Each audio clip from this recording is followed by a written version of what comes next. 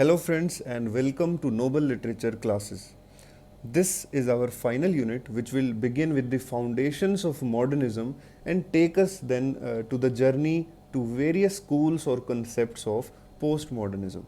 Now it is a very critical lecture and it might also be the lengthiest lecture in this course.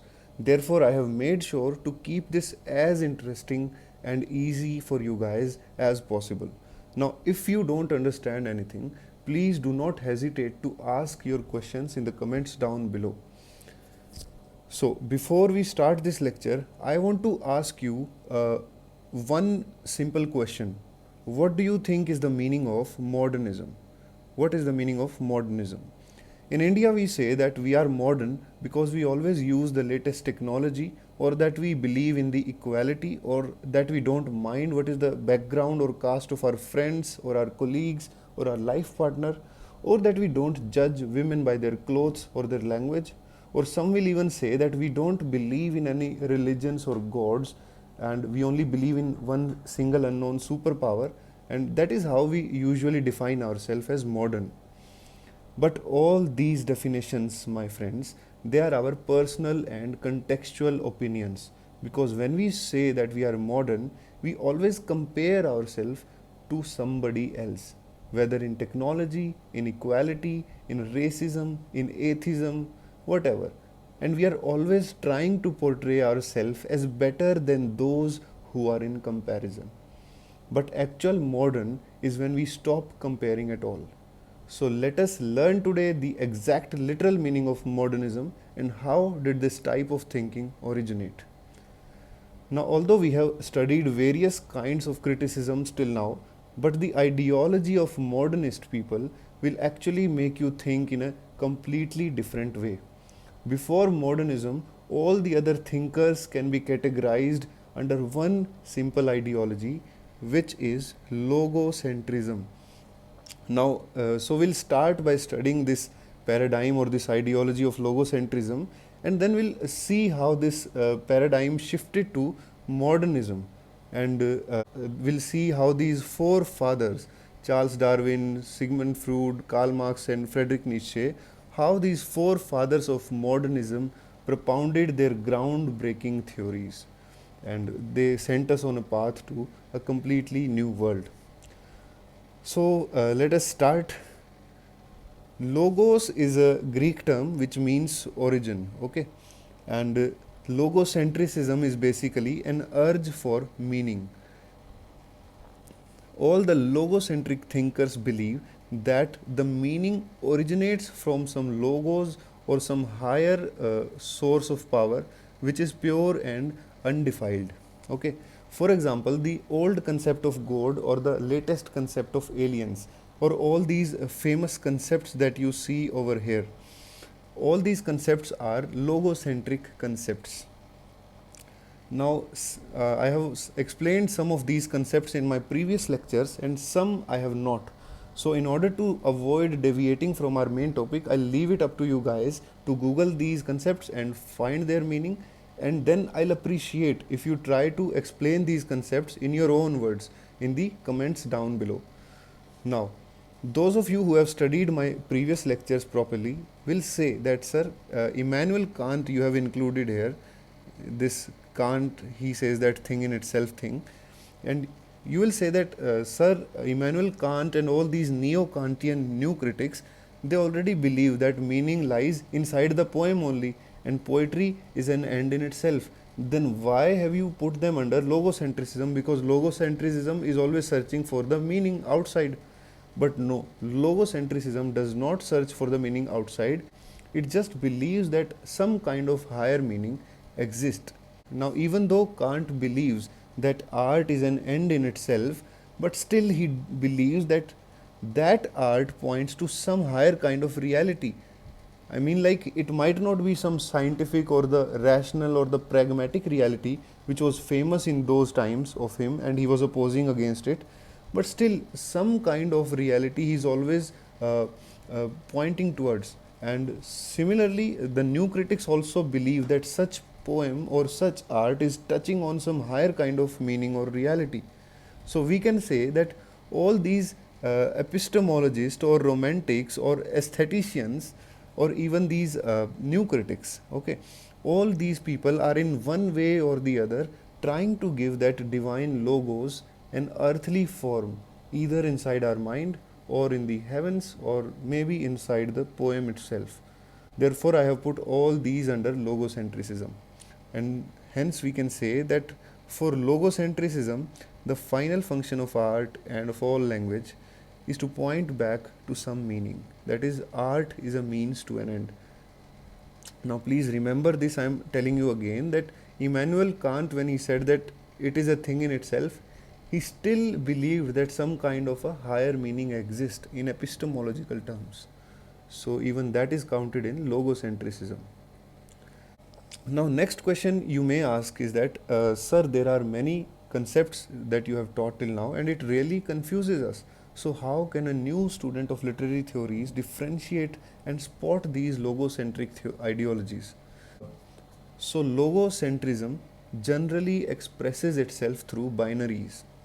So, binary is a set of two related terms in which the first term is privileged over the second term. So, like, if something is more closer to the logos or the source or the origin, something which is more original, that is usually preferred, then that is considered as more important. So the oldest example can be taken from Plato when he privileged the form over the mimesis. Now here are some more binaries which you can see over here, and we can take these examples like soul or body. Like soul is preferred over the body, conscious is preferred over unconscious, essence over existence, rational over emotional, or we can say the Apollonian over Dionysiac, because rational Apollonian, they are same things, and eternal over decaying. So there are so many binaries that exist. Now feminist critics came in and they accused logocentrics of being patriarchal. They added more binaries to this list, like male and female, white and non-white, western and non-western, canonical and non-canonical, and there are so many more examples that we can take. So binaries can be described in two kind of terms, vertical and horizontal. When the first binary is placed up and the second binary is placed down, then we call it as the vertical binary. For example, going down from the world of being to the world of becoming. Similarly, horizontal binaries are when the first term is acting as the center and the second term is placed at the margin or is acting as the margin, or it is the marginalized term. So coming back to feminist now, when feminist critics argue that traditionally women and minorities have been marginalized, they are actually speaking in terms of these horizontal binaries. Now you remember both Plato and Aristotle believed in mimesis, that everything was a copy of some higher truth or meaning. The only difference between both of them was that Plato's meaning was in the heavens or in the forms, and Aristotle's meaning lied at the center of our world. So we can say that Platonists, the ones who are Plato's follower, Platonists, they tend to think vertically from up to down, from the world of beings to the world of becoming, and the Aristotelians tend to think horizontally, that is from the center to the margins. That is, if someone says that I am looking for a higher meaning, and if somebody says that I am looking for a deeper meaning, in reality they are both trying to find the same thing. They are trying to say the same thing, because higher and deeper are the same things in terms of logocentrism. So whenever we talk in these old binaries, we are actually being logocentric. So that is how you can find or spot logocentrism. अब इन concepts को आप याद या फिर cram मत करना. I don't want you to cram these things. Just try to understand whatever I speak here, and if you have any issues, first try to go a few seconds back and listen to it again, and you can still always ask it in the comments down below. And moreover, after finishing this entire course, I'll add a link where you will be able to download all these PDF files from a single place. Okay, now we'll come to Sigmund Freud and Charles Darwin. So Freud and Darwin, as the fathers of modernism, disrupted these age-old binaries that we are talking about, and they did it by what we call as decentering. Now, decentering can happen in two ways, either by switching the poles of the vertical binaries, or either by overlapping the center and the margin in the horizontal binaries. Now, before Sigmund Freud, conscious mind was preferred over unconscious mind. The mentally normal people, which were the so called normal people, they were placed at the center of the society, and the neurotics or the so called mad people, they were marginalized both culturally and institutionally. Now, Freud decentered this view and this old binaries by positioning neurosis as the standard through which society and humanity should be viewed. So, he invented this psychoanalytical theory to treat people who were declared as mental. He said that every normal person definitely has some kind of abnormality in their mind which makes them different from each other, and therefore our subconscious thoughts are more important than our conscious thoughts, because our consciousness is the product of our subconscious mind. I'll soon make a detailed lecture on Sigmund Freud, but for now let us stick to the point. So Freud reversed those age-old binaries to give us a fresh angle to look at our society. Now, moving on to Charles Darwin, a similar inversion or decentering took place in Charles Darwin's theory of evolution.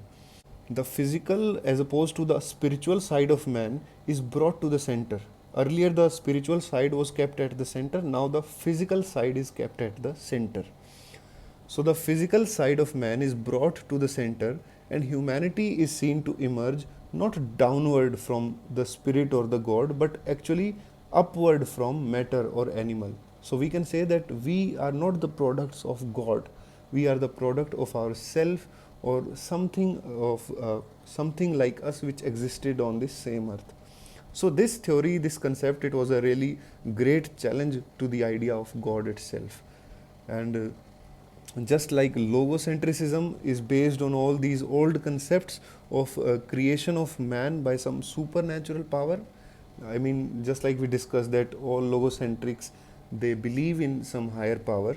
Similarly, modernist people or modernism, it is based on Darwin's theory of evolution. We believe that everything that is there has something scientific to it. Now let us look at Karl Marx. Marx was both an atheist and a materialist. He was a philosopher, an economist, a historian, sociologist, political theorist, journalist, and socialist revolutionary. Now, there are so many categories you can put him into, because his entire life was a revolution. He ran away from Germany to England, and he always kept on believing in what he felt was right. So he believed in atheism and materialism, but still he was not an immoral person, because if today somebody does not believe in religion, we consider him as somebody immoral, that he does not have any values. But still it is not true, friends. If you have values and you do not believe in a religion, then it's completely normal. So to explain himself, Karl Marx gave many concepts, especially the concept of structure and superstructure, which was published in the preface of A Contribution to the Critique of Political Economy in 1859. You can remember this work, it's a very important work. So for Karl Marx, the base or the structure of society is the economic means and modes of production upon which the social, political and intellectual superstructure is situated. That is, thoughts flow upward from the base to create the corresponding ideology, art, and even consciousness of the society or the superstructure. So if Marx somehow got revived today and we tell him that how our great freedom fighters helped us get independence, he will literally laugh at us and he will tell us that those freedom fighters did not create independent India. In fact, the idea of this independent and democratic India actually created those freedom fighters. Yeah, it's difficult to imagine that. So for Karl Marx, human ideas do not create historical forces or revolutions or events. In fact, the historical forces are the origins of human ideas. Or we can also say that art or even consciousness which makes us create art have no separate existence, no inherent meaning that can bypass their economic environment.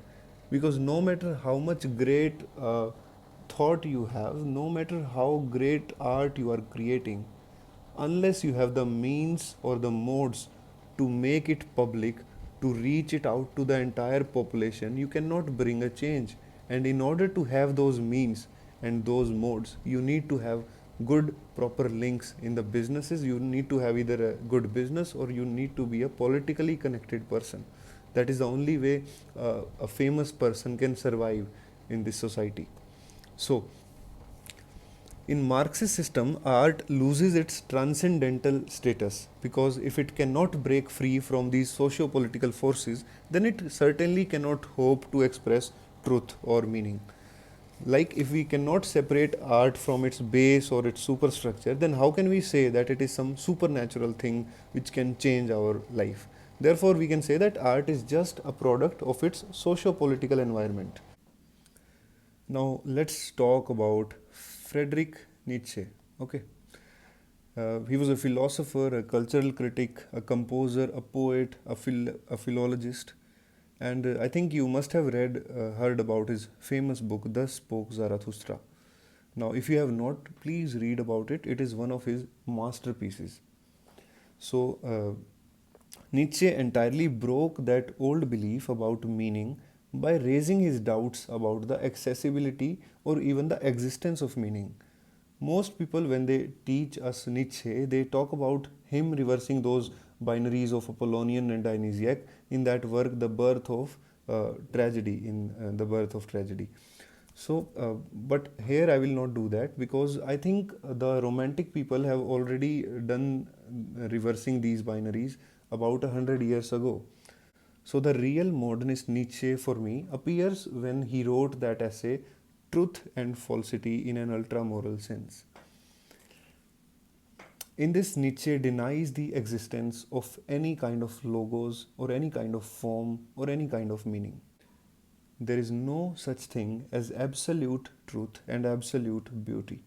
For example, imagine that thousands of years ago, during the age of ancient Indians, a child is playing with some clay and he makes this shape of a Shivalinga and hides it behind some bushes, and then he runs away and plays on with his friends. Now, after 30 years, he returns back to that same place and looks at those bushes and discovers the same idol of Shivalinga. Now, he has forgotten that he was the one who actually created that idol in childhood. He will say that I don't know how, but I somehow knew that something great was hidden inside those bushes. It must be some divine message of God's which has made me discover this Shivalinga. So he puts that Shivalinga in that place and they all start worshipping that idol. But is that thing a divine message of God's? No. That dumb fool just forgot that he hid that clay idol in the bushes. So that is what Nietzsche says, that absolute truth does not exist. It is just something that we created and then forgot and then discovered it again. For him, even God is a man made thing. So not only is God dead, but also all those supernatural ideas and realities along with him. Now, whether those ideas are about gods or philosophy, nothing is really pure for Nietzsche. This also is one of the reasons why Nietzsche had to turn to the will to power. This Will to Power is a book with similar title. It was published in 1901 after his death. He died in 1900. So it was published posthumously. These were his notes, personal notes. So he said that if all these religions are artificial, or that if there are no actual standards to tell you what to do or how to behave in your life, then the only way you are going to behave is a will to power. So the only thing that rules this world is power. So friends, that was the origin of modernism, and I hope you liked this lecture. If you have any curiosities you want to share with me or any doubts, please feel free to mention it in the comments down below. Thank you and have a very nice day.